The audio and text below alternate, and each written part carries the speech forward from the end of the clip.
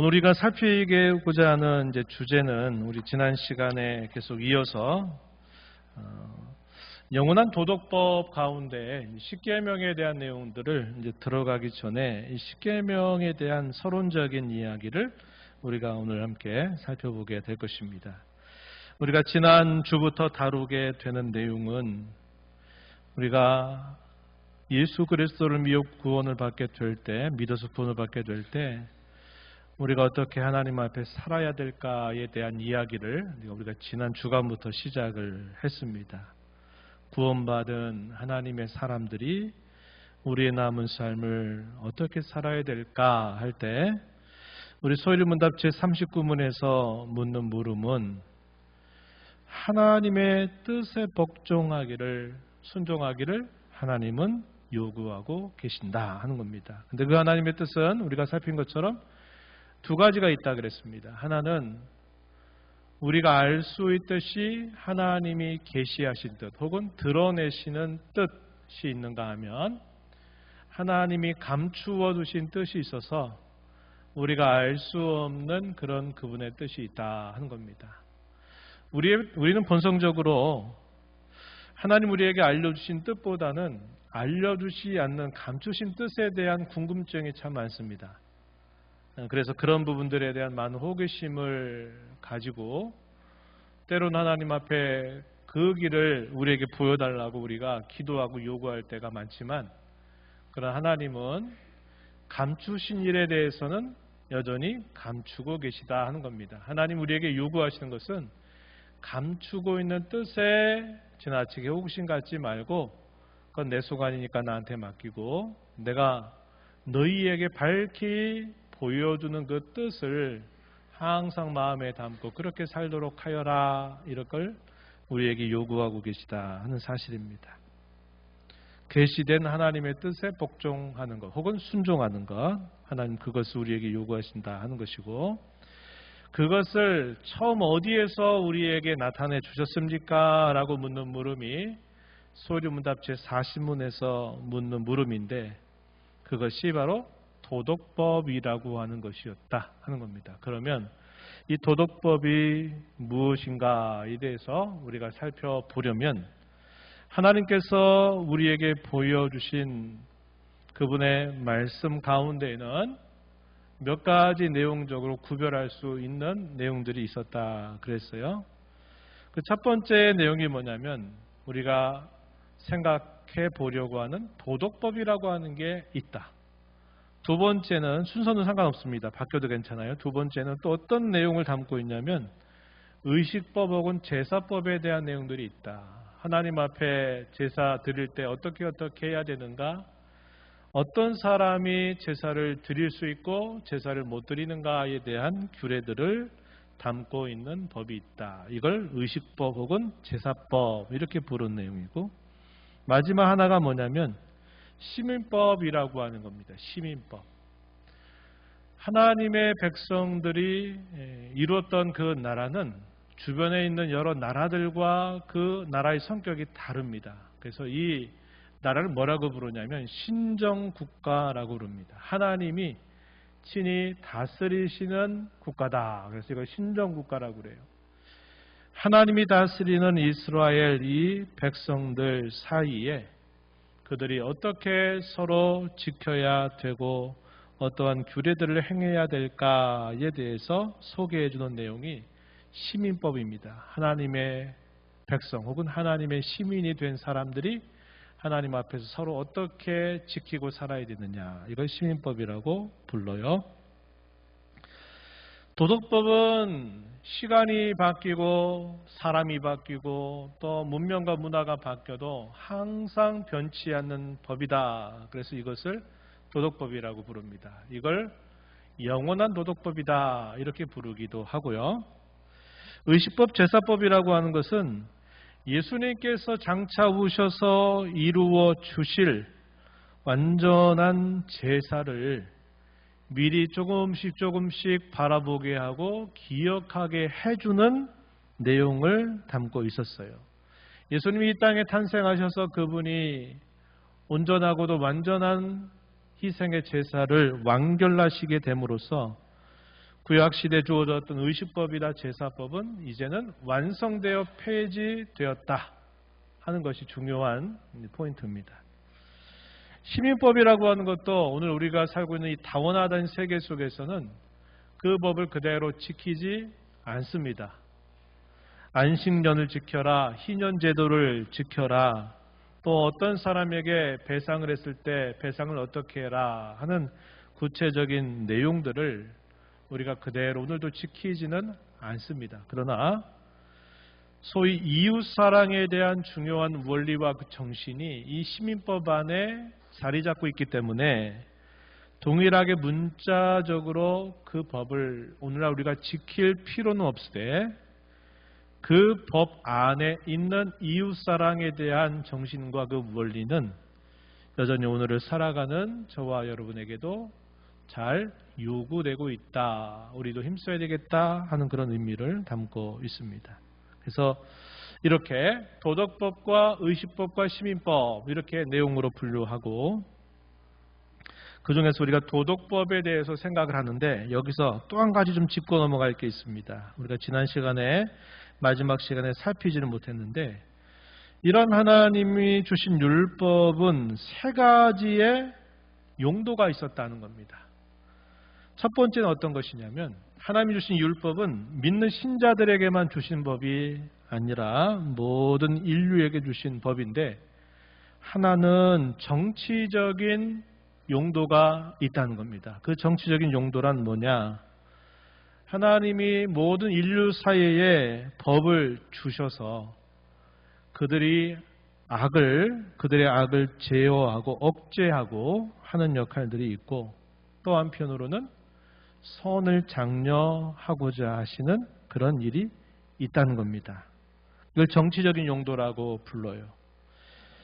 우리가 그런 거죠. 사람들이 모여 살게 되면 사람들에게 무엇이 옳다 그르다라고 하는 근본적인 관념을 사람 마음속에 심어 두시게 되니까 사람들이 굳이 배우지 않아도 사람들의 마음속에 새겨져 있는 그런 율법 혹은 양심이라고 하는 걸 통해서 사람을 죽이면 안 된다. 다른 사람을 해치면 안 된다. 다른 사람에게 해를 끼치면 안 된다. 이것은 잘못이다라는 것을 알게 하는 겁니다. 그래서 그러한 법이 있기 때문에 더 방자하게 더 악을 행하고 싶은 마음이 있어도 그것이 그 정도는 안 되지. 그것까지 하면 안 되지. 이렇게 사람들의 마음을 이 죄악된 이 본성을 억제하게 만드는 그런 일이 있다는 겁니다. 그것이 오늘날 어떻게 나타나느냐. 모든 국가가 가지고 있는 헌법이라든지 도덕이라든지 윤리라든지 그런 걸 통해서 구체적으로 나와 있다는 겁니다. 그래서 모든 국가에 가면 그 국가가 제정해진 그 법이 있는데 그런 모든 법의 범주가 이 첫 번째 용도에 해당이 된다는 겁니다. 정치적인 용도가 있다는 겁니다. 그래서 사람의 악을 억제하고 또 한편으로는 선하고 좋은 일을 장려하도록 하는 그런 용도가 하나 있다. 이걸 우리가 첫 번째 용도라고 부릅니다. 두 번째 용도가 뭐냐면 신학적인 용도라고 그래요. 말이 조금 어렵지만 어떠한 뜻이냐면 사람들에게 하나님의 율법을 통해서 이걸 이렇게 어기는 것은 죄가 되는구나 하는 것을 깨닫게 하고 이것은 분명히 죄인데 라는 사실들을 알게 함으로써 그렇다면 어떻게 이러한 죄로부터 내가 벗어나서 내가 자유를 진정으로 얻게 될까라는 것을 우리에게 보여주는 것이 있다는 겁니다. 그래서 이걸 뭐라고 이야기하냐면 그리스도께로 인도하는 초등교사의 역할이다. 옛날 개혁성경에서는 갈라디아서에 있는 표현들을 따라서 그리스도께로 인도하는 몽학 선생의 역할이다. 이렇게 말합니다. 저와 여러분은 이 두 번째 용도를 경험하고 있는 사람들이죠. 왜냐? 하나님 앞에서 나는 어쩔 수 없는 죄인이다. 심판받고 정죄받고 저주받아 마땅한 죄인일 뿐이다 라는 사실을 우리가 발견하고 나서는 모든 사람이 다 그런데 하면서 너도 죄짓고 나도 죄짓고 그럴 대로 사는 거지 이렇게 우리가 멈춰 있는 게 아니라 그렇다면 이 죄와 형벌로부터 우리가 어떻게 구원을 받을 수 있나요? 했을 때 저와 여러분에게 누가 소개되는 겁니까? 예수님이 소개가 되는 거죠. 예수님을 우리가 믿고 의지하게 되면 이 형벌로부터, 이 저주로부터 우리가 벗어나게 된다. 이렇게 알고 예수님을 우리의 구주로 모시고 살아가는 사람들이 바로 저와 여러분인 것입니다. 그래서 이러한 두 번째 용도는 저와 여러분에게 실제적으로 일어난 일이에요. 그리스도 바깥에 있는 사람들은 아직 이 용도 안에 들어오지 못한 사람들이에요. 내가 왜 죄인이야? 나만 죄인이야? 그러면 저런 사람들은 더 죄인이지. 이렇게 대답을 하거나 당신은 죄인입니다. 형벌을 받을 수밖에 없습니다. 라고 말하면 그 사실을 그대로 받아들이질 않는 거예요. 나같이만 살라고 하십시오. 뭐 이런 식으로 이야기하는 겁니다. 그럼 뭘 모르는 거예요? 자신이 하나님 앞에서 죄인이라고 하는 사실을 알지 못하게 되는 거죠. 그러니 내가 용서받고 구원받아야 된다고 하는 필요성도 내가 느끼지 않는 겁니다. 그래서 그리스도 바깥에 있는 사람들은 이 율법의 두 번째 용도는 아직 경험하지 않은 거고 모르는 사람들인 것이고, 반면에 저와 여러분들은 이 사실을 경험하고 알고 있는 사람들이 된 것이다 하는 겁니다.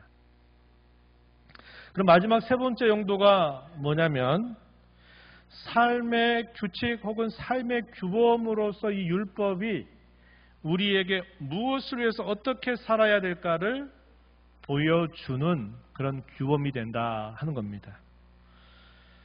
내가 하나님의 놀라운 사랑으로 구원을 받아서 거듭나서 내가 영생을 가진 자가 됐고 내가 예전처럼 안 살겠다고 다짐하고 새로운 삶을 살겠다고 할 때 어떻게 무엇을 따라 어느 정도로 그렇게 살아야 되느냐 했을 때 그 길을 우리에게 밝히 제시해 주는 것이 이 율법의 제 세 번째 용도라고 하는 겁니다. 그게 바로 어디에 가장 잘 나타나 있느냐? 도덕법에서 가장 잘 제시가 되는데 그 도덕법 중에서도 그 도덕법을 축약하고 줄이게 될 때 가장 잘 도덕법이 나타나고 있는 것이 무엇이냐? 그게 바로 십계명이다 한 겁니다. 십계명에 이 도덕법이 가장 잘 압축되어 있고 요약되어 있다 하는 것입니다. 그래서 우리가 이 십계명을 지키는 것은 구원받기 위해서 지키는 것은 아닙니다. 또 실제로 그런 길은 불가능한 거예요. 우리의 행위로 우리가 계명을 잘 지켜서 구원에 이르는 길은 어떤 사람에게도 그것은 불가능한 일입니다. 우리가 십계명을 살펴보고 또 살펴보고 배우게 되는 중요한 목적은 우리가 구원받은 하나님의 자녀가 되었기 때문에, 하나님의 나라의 가족이 되었기 때문에, 하나님 나라의 시민이 되었기 때문에 내가 그 나라를 어떻게 살아야 될까 할 때 그 길과 방향을 십계명을 통해서 우리가 확인하고 또 그 길을 따라서 걸어갈 수 있다 하는 것입니다. 이것이 제3의 용법이다 이렇게 부르는 거예요. 그래서 저와 여러분이 이렇게 왜 계명을 말하고 왜 이렇게 계명을 지켜야 되느냐고 할 때 그 계명을 지키는 것은 내가 구원받은 하나님의 자녀가 되고 그 나라의 시민이 되었기 때문에 우리는 예전처럼 살지 않아야 되기 때문에 새로운 삶을 살기 위해서 이 하나님의 계명에 우리가 주의를 기울이게 되는 것이다 하는 겁니다. 이해가 좀 되세요? 율법의 세 가지 기능은 하나는 죄를 억제하고 선을 장려하는 것이다. 이것은 국가법으로 모든 나라마다 다 이런 법을 제정했고 윤리와 도덕으로 분명히 그걸 만들어놨어요. 그러니까 사람들이 그건 잘못이야, 그건 잘한 거야, 잘한 사람에게는 포상하고 잘못한 사람에게는 벌을 주는 일을 하는 겁니다. 이게 첫 번째 용법이고, 두 번째 용법은 우리의 죄악됨을 율법을 통해서 발견해서 이 죄악으로부터 어떻게 우리가 구원받게 될까 할 때 우리가 그리스도를 바라보고 믿게 되는 그런 기능이 바로 이 신학적인 용도다. 마지막은 구원받은 자로서 우리가 어떤 삶을 살아야 되냐 할 때 그 길과 방향을 우리에게 보여주는 역할을 이 율법이 또 우리에게 하고 있다 하는 겁니다. 이러한 내용들이 십계명에 가장 잘 압축적으로 요약이 되어 있다. 그래서 우리가 십계명을 다루게 되는 것입니다. 이제 소리문답지 41문 제가 묻겠습니다. 한번 답변해 주시기 바랍니다. 41문 도덕법은 어디에 요약되어 이해됩니까? 도덕법은 십계명에 요약되어 이해됩니다. 금방 여러분들에게 설명해 드렸던 것처럼 도덕법을 가장 잘 요약하는 것이 십계명에 표현되어 있다 하는 겁니다. 신명기 10장 4절 말씀에 보면 여호와께서 그 총의 날에 산 위 불 가운데서 너희에게 이르신 십계명을 처음과 같이 그 판에 쓰시고 그것을 내게 주시기로. 어디 이야기입니까? 이스라엘 자손들이 애굽에서 나온 지 3개월 되었을 때 시내 산에 도착했을 때 하나님과 언약을 체결하고 그 언약이 체결되었다고 하는 그러한 증거로서 언약의 법전을 하나님이 자기 백성들에게 주세요. 그 중에서도 가장 핵심적인 것이 바로 이 십계명, 두 돌판으로 만들어준 십계명에 표현되어 있다 하는 겁니다. 마태복음 19장 17절 말씀해 보면은 이렇게 기록합니다. 예수께서 이르시되 어찌하여 선한 일을 내게 묻느냐? 선한 이는 오직 한 분이시니라. 내가 생명에 들어가려면 계명들을 지키라. 이렇게 말합니다. 예수님이 한 부자 청년에게 이렇게 말씀을 하셨어요. 생명에 들어가려면 계명들을 지키라. 이런 말씀을 주시는 의도가 뭘까요? 이 계명을 지키면 내가 영생을 얻는다. 이렇게 말씀하시고자 하심이 아니라 이런 계명들은 우리로서는 지킬 수 없다. 이런 계명을 지킬 수 없는 우리들은 영생을 얻을 수 없다. 그 영생을 주시고자 하시는 예수님을 믿고 바라보아야만 영생을 얻는다. 이것을 가르치기 위한 목적으로 예수님이 이런 질문을 이야기하셨던 것입니다. 이런 구약성경에 제시된 율법의 대부분은 모세오경, 모세가 쓴 5권의 성경이라고 부르는 창세기, 출애굽기, 레위기, 민수기, 신명기에 기록이 됩니다. 그 외에 나오는 율법들, 그 외에 나오는 말씀들은 실상은 이 모세오경에 대한 해석입니다. 해석의 내용을 담고 있다는 것이에요. 이게 성경의 독특한 구조입니다. 구약성경에 있어서 가장 근간이 되는 게 뭐냐면 모세오경이에요. 그럼 이 모세오경의 근간이 된다는 얘기는 그 이후의 역사서, 우리가 구약성경에 있는 역사서라든지 혹은 선지서들 부르는 이런 모든 다른 성경의 내용들은 무엇을 말해주느냐 하면 근간이 되는 이 모세오경 혹은 모세율법을 그 시대와 역사와 상황 속에서 풀어주고 해석해주는 역할을 하는 것이 바로 다른 역사서라든지 선지서의 주된 내용을 이루고 있습니다. 이게 성경의 독특한 구조입니다. 신약 성경으로 오게 되면 비슷해요. 신약 성경의 가장 근간이 되는 게 뭘까요? 4권의 복음서입니다. 4권의 복음서예요. 복음서가 뭘 담고 있습니까? 예수님의 탄생으로부터 그가 십자가의 모든 죽으심과 부활을 이루시고 승천하신 일들이 4개의 복음서의 주된 내용이죠. 그럼 사도행전, 역사서라고 하는 사도행전이라든지 우리가 말하는 신약 성경의 많은 편지들, 무슨 서라고 표현되는 이 모든 성경들은 뭘까요? 복음서의 이 핵심적인 내용들을 당시에 처해져 있는 교회의 현실, 교회가 당면하고 있는 문제, 교회가 가야 할 방향, 이런 것들을 사도들이 이 복음이라고 하는 이 복음서를 근간으로 그들에게 풀어주는 겁니다. 풀어주는 거예요. 여러분들이 지금 이런 문제를 겪고 있습니다. 이런 문제를 이렇게 풀어가야 됩니다 하는 이야기를 사도들이 편지에서 권면을 해주는 것이죠. 사도행전 역사는 어떤 내용을 보여줍니까? 예수 그리스도, 이 복음의 주인공 되신 예수 그리스도께서 어떻게 예루살렘으로부터 더 넓은 지역이었던 유대 지역, 유대보다 더 넓은 지역이라고 부르는 사마리아 지역, 그리고 나중에는 땅끝이라 불렸던 로마로 이 예수님의 이 복음이 어떻게 전파되어 갔는가의 그 과정을 쭉 보여주는 이야기입니다. 그 복음 핵심의 내용이 뭘까요? 예수님의 십자가의 죽음과 부활. 예수님 그분이 바로 참되신 하나님이시면서 그분이 참되신 우리의 그리스도, 메시아다라는 사실을 전파하면서 그 복음과 함께 곳곳에 교회당들이 세워지게 되는 역사가 있게 된 것이죠. 그래서 성경의 전체적인 구조가 그와 같이 되어 있어요. 그래서 이 모세 오경은 구약 성경의 근간이 되고 네 권의 복음서는 신약 성경의 근간이 되고 있다 하는 것을 우리가 기억해 볼 수 있습니다. 탈무드 마코트 편에서 이 랍비인 신라이라고 하는 사람은 모세 율법의 내용을 몇 가지로 분류하냐면 많이 들어봤을 겁니다. 613가지로 분류를 하는데 그 내용을 크게 두 가지로 나눴어요. 하나는 하지 말아라 하는 명령과 또 하나는 하라 하는 명령으로 나누었습니다.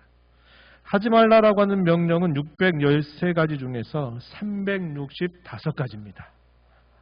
1년, 우리가 부르는 1년이라고 하는 365가지는 이것은 하지 말아라 이런 금지 명령을 담고 있고 나머지가 248개인데 248개는 무엇을 하라 하는 명령으로 구분이 될 수 있다 하는 것입니다. 그래서 이 도덕법은 이 십계명에 가장 잘 요약이 되어 있다 이렇게 여러분들이 보시면 되겠어요. 소이름답 제42문은 이렇게 묻습니다. 한번 답변해 보세요. 십계명의 강령은 무엇입니까?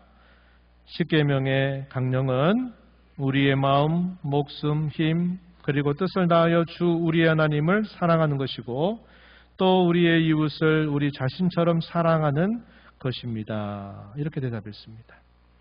강령이라고 하는 말이 좀 어렵죠. 강령이라고 하는 말. 우리가 흔히 사용하지 않는 말입니다. 강령. 이게 무슨 뜻이냐 이렇게 하면 어떤 것 전체의 으뜸이 되는 줄거리 혹은 요약이란 말을 이 강령이라고 하는 한자말로 사용했습니다. 그래서 십계명의 요약이 무엇입니까? 이렇게 우리가 이해하면 되겠어요. 그랬더니 뭐라고 답변을 해주냐면 십계명의 강령 혹은 요약은 하나님을 사랑하는 것이고 이웃을 우리 자신처럼 사랑하는 것이 십계명의 요약입니다. 이렇게 알려주고 있는 것입니다. 십계명의 강령을 한 단어로 줄여보세요라고 그러면 뭘로 줄어들까요? 그렇죠. 사랑입니다. 십계명을 더 요약을 하면 그게 뭐냐면 사랑입니다.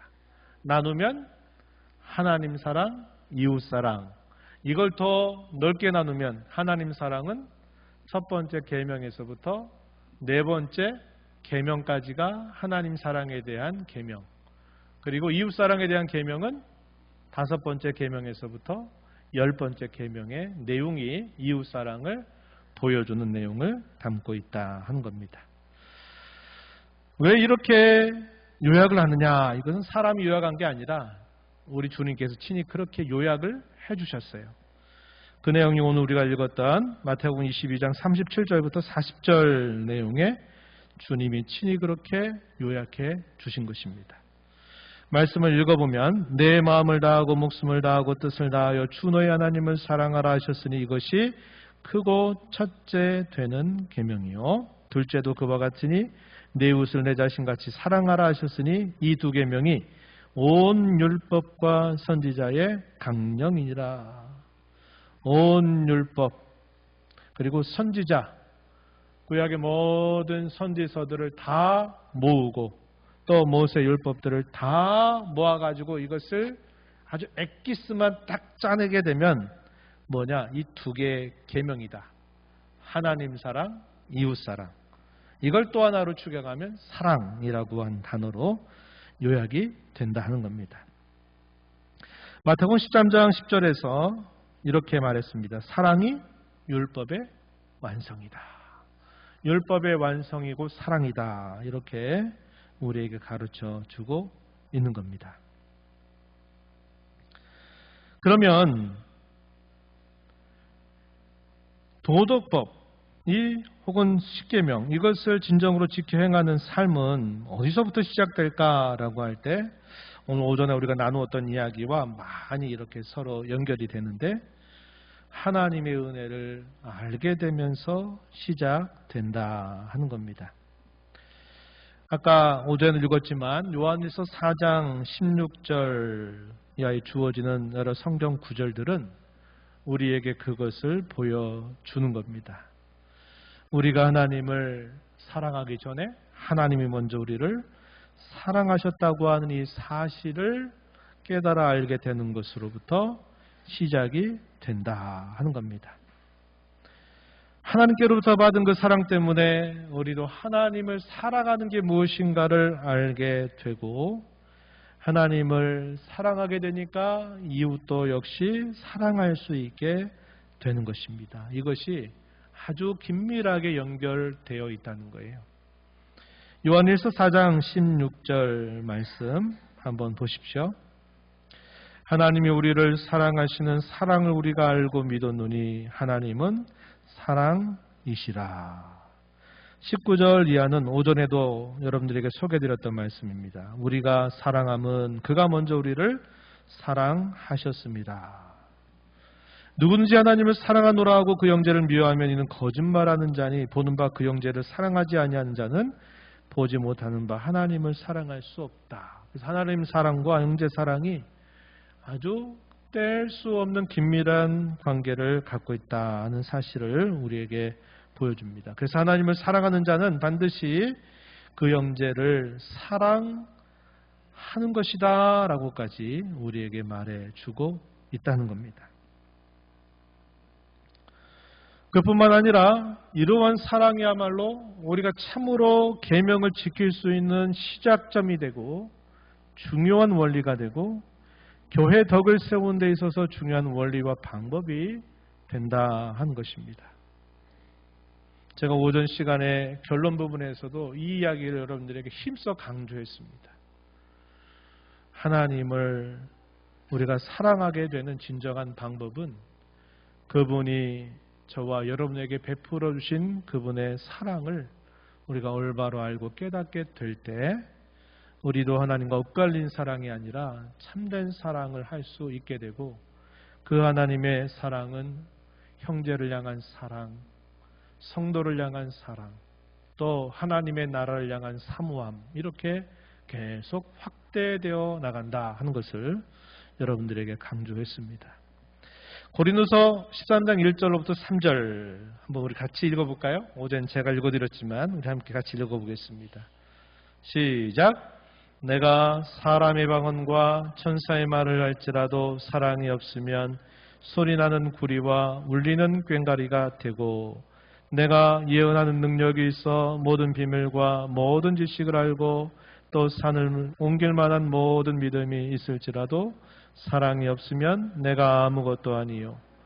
내가 내게 있는 모든 것으로 구제하고 또 내 몸을 불사르게 내줄지라도 사랑이 없으면 내게 아무 유익이 없느니라. 아멘. 우리 수학에서 모든 걸 0으로 만드는 게 뭘까요? 특히 곱셈 같은 경우에 아무리 높은 수가 있고 아무리 무한수가 있어도 곱하기 0을 하면 결과치는 0이 돼버려요. 똑같아요. 0이 되게 만드는 것, 아무 소용이 없게 만드는 것이 사랑이 없게 되면 그 결과가 된다고 말해주고 있는 겁니다. 바울 사도가 고린도 13장에서 사랑을 얘기하는 이 내용들은 고린도전서 12장에서부터 14장까지 소개되고 있는 그 가운데 가장 샌드위치처럼 핵심을 이루고 있는 내용입니다. 12장에 어떤 내용들이 쭉 소개가 되냐면 직분과 은사와 사역에 대해서 사도가 이야기합니다. 고린도 교회는 은사가 풍부했던 교회였어요. 굉장히 남다르게 풍부했던 교회였습니다. 그리고 14장에 가게 되면 특별히 방언과 예언에 대한 많은 가르침들을 사도가 소개해 주는데 그 교회 가운데 주어지는 이런 풍부한 은사에 있어서 핵심이 뭐냐 했을 때 사도가 강조하는 게 뭐냐면 샌드위치입니다. 12장과 14장 사이에 있는 13장, 이게 핵심이라는 거예요. 그게 뭐냐면 사랑이 있어야 한다는 거예요. 어떠한 은사와 어떠한 일이 있어도 거기에 사랑이 없어지게 되면 그 모든 것들은 다 쓸데없는 것이 되고 만다. 이 사실을 이야기해주고 있는 겁니다. 그래서 이 사랑이라고 하는 게 어떠한 큰 은사보다도 가장 큰 은사다. 이것을 사모하도록 하여라. 이렇게 사도가 권면하면서 사랑을 가르치고 있는 것이 이 고린도전서 13장의 내용입니다. 우리가 이 점을 꼭 기억해야 돼요. 계명을 참 올바르게 지키는 첫 시작의 걸음은 하나님을 향한 사랑입니다. 그 사랑이 없다면 계명을 지키는 것들이 다 형식적인 것이 되고 말고 또 그것이 가식적인 것이 될 수 있는 겁니다. 아까 말라기서를 소개하면서 말라기의 시대에 많은 하나님의 백성들이 어떻게 하나님 우리를 사랑하셨다고 그래요? 이렇게 반문하면서 하나님을 공경하지도 않고 하나님께 마땅히 드려야 할 그런 제물이나 제사 같은 것도 아주 소홀히 여기고 하나님은 정의가 없다. 하나님을 믿어봤자 아무 소용도 없더라 하는 이런 신앙적인 회의감과 또 무용론들이 아주 가득한 세대가 되어버린 것입니다. 그 시작이 어떻게 된 것이냐. 하나님 사랑을 그들이 알지 못하기 때문에 자기 방식대로 하나님 사랑을 생각했기 때문에 이런 일이 된 것이다 하는 것을 우리가 함께 오전 시간에 나누었던 것입니다. 오늘 이 내용들을 정리하면서 두 가지를 정리해봐요. 첫 번째는 하나님이 기뻐하시는 뜻은요, 특별한 때 특별한 순간에만 있는 거 아닙니다. 하나님이 기뻐하시는 뜻이라고 하는 것은 우리가 매일매일 살아가는 일상의 삶 속에서 우리가 늘 찾고 그렇게 행하기를 힘써야 한다 하는 겁니다. 우리 어떤 특별한 일이 있을 때 이게 하나님의 뜻이야 뭐야 어떤 게 하나님의 뜻이야 라고 묻기는 하지만 그것은 어떤 특별한 상황이나 특별한 때만이 아니라 우리의 일상적인 삶 속에서 늘 하나님이 우리에게 보여주신 그 뜻을 우리가 항상 찾아야 되겠고 그 뜻에 있어서 중요한 핵심이 십계명에 잘 요약되고 있다 하는 겁니다. 그래서 우리가 이 하나님의 계명들을 우리가 잘 이해하면 이해할수록 이게 하나님의 뜻이구나. 이건 하나님의 뜻이 아니로구나 하는 것에 대한 분별력이 우리에게 생겨나게 되는 겁니다.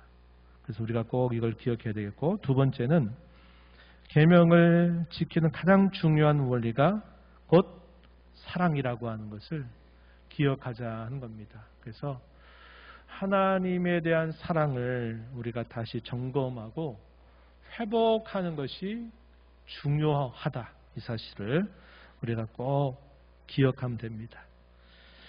여러분이 옛날에 그런 경험들이 있고 지금도 마찬가지겠죠. 여러분이 사랑하는 사람을 위해서 어떠한 수고를 하고 애를 쓰는 것을 가지고 이거 힘들어서 못하겠다. 나 더 이상 못하겠다. 이렇게 말하지 않을 겁니다. 그런 많은 수고로움과 어려움들을 어떻게 이겨냅니까? 내가 사랑하기 때문에. 사랑하면 그분의 뜻을 따르고 그분의 계명을 지키는 게 무거운 짐이 되는 게 아니에요. 그러나 사랑하지 않게 되면 어떡할까요? 하라는 것도 짐이요. 하지 말라는 것도 짐이요. 그러면 우리의 신앙의 생활은 눈치 보는 신앙생활 그런 것밖에 안 되는 겁니다. 우리 신앙생활이 참된 신앙생활이 되려면 먼저 하나님이 우리에게 베푸신 그분의 사랑의 깊이와 넓이와 높이, 크기를 우리가 늘 헤아리고 알아가는 자가 되고, 그 사랑에 대한 감격이 우리에게 일어나게 될 때 우리도 하나님을 사랑하게 되고, 성도와 몸된 교회와 주님의 나라를 기뻐하며 살아가는 일이 된다는 것을 우리가 알게 되는 겁니다. 이런 교훈을 마음에 새기면서 또 이 한 주간 하나님을 사랑하고 이웃사랑을 잘 실천하며 살아가는 저와 여러분 되기를 바랍니다. 하나님 아버지 감사합니다. 오늘도 저희들을 주께로 인도하여 주셔서 하나님의 말씀을 체계적으로 하나씩 잘 배워가게 하시다가, 특별히 하나님께서 저희에게 기뻐하시고 선하시고 온전하신 뜻에 대하여 십계명 여기에 잘 요약되고 있음을 살펴보았습니다. 하나님의 계명을 지키는 것은 무거운 짐이 아니라 하나님을 사랑하게 될 때 우리에게 당연히 있게 되는 열매임을 늘 기억하면서, 하나님이 먼저 저희를 얼마나 사랑하신지 깨달아 알게 하시고, 저희도 그 하나님을 변함없이 사랑하는 법을 잘 배워서 하나님의 사랑을 잘 드러내며 살아가는 저희들의 삶이 되게 해 주옵소서. 예수님 이름으로 기도하옵나이다. 아멘.